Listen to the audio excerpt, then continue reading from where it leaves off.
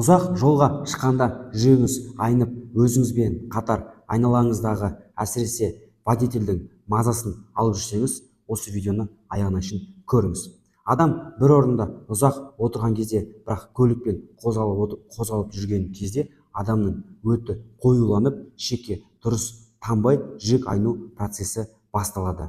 Яғни адамның өті жиі қоюлана берсе, ол уақыт өте келе өтте тастың пайда болуына алып келеді.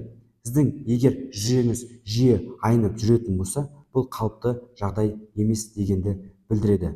Яғни сізде осындай белгілер байқалса, уақытылы тексерістен өткізіп, өт жұмысын жақсартуыңыз керек деген сөз.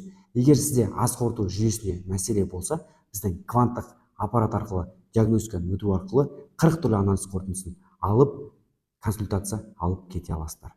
Толыққанды ақпарат үшін төменде WhatsApp нөміріне жазыңыз немесе хабарласыңыз.